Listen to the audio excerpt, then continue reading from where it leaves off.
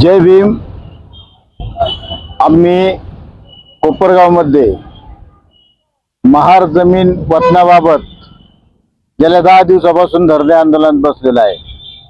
कोपरगाव हद्दीमधील जवळजवळ 50 एकर ते 30 गुंठे म्हणजे पूर्वीचे सर्वे नंबर 5, 6, 7, 8 आणि 9 हे सर्वे नंबर महार वतनाचे होते।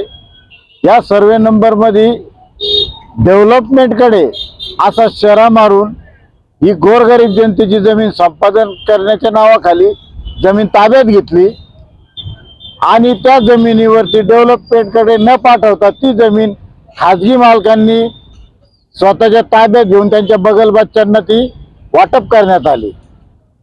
आमचं एवढंच म्हणणं आहे, जर जमीन डेव्हलपकडे गेली होती तर मग तिथे शासनाचे काहीतरी मोठे प्रोजेक्ट व्हायला पाहिजे होते।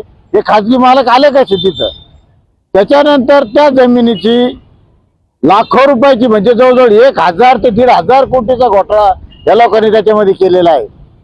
आणि या अनुषंगाने आम्ही 10 दिवसापासून इथं धरणे आंदोलनाला बसलो आहे। एक तर त्याचं सखोल चौकशी व्हावी, त्यानंतर जे गुन्हेगार असतील त्यांच्यावर दलित अन्याय अत्याचार प्रतिबंध कायदा म्हणजे अॅट्रॉसिटी ऍक्ट प्रमाणे गुन्हा दाखल व्हावा।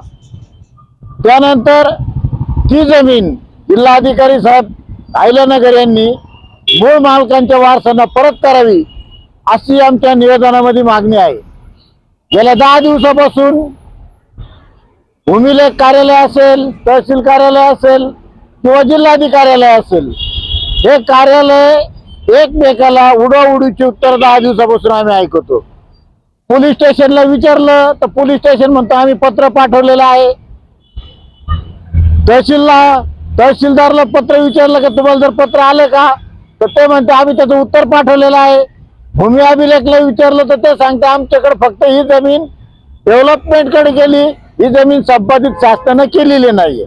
मग आता एवढा मोठा घोटाळा या लोकांनी केलेला आहे आणि आज जवळजवळ 400 ते 500 कुटुंब या जमिनीवरती उदरनिर्वाह करणारे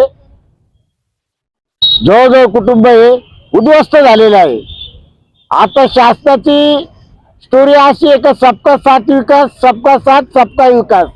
इकडे कोणाचाच साथ नाही, कोणाचाच विकास नाही, फक्त एक त्यांचे जे बगल बच्चे आहे त्यांचाच विकास आणि त्यांची साथ, हा एक तिथे धर्म चालू आहे। त्याच्यानंतर याच्यामध्ये मोठमोठे हस्ती गुंतलेला आहे। त्यामुळे ते लोक या कार्यालयीन अधिकारी जे असतील, तहसील कार्यालय असेल त्यांच्यावर दबाव आणतात, भूमी अभिलेख कार्यालय असेल त्यांच्यावर दबाव आणतात। पोलीस स्टेशनचा तर विषयच नाही, कारण ते एकदम चॅम्पियन माणसं आहे की ते उडवडीची उत्तर द्यायला एकदम परफेक्ट आहे। ते आता रिसर त्यांच्याकडे धरलं। आम्ही आज रस्ता रोको आंदोलन केलंय। रस्ता रोकोची रिसर परवानगी घेतलेली असताना त्यांनी आम्हाला तिथं आश्वासित करायला पाहिजे होतं, परंतु तसं काही झालेलं नाहीये।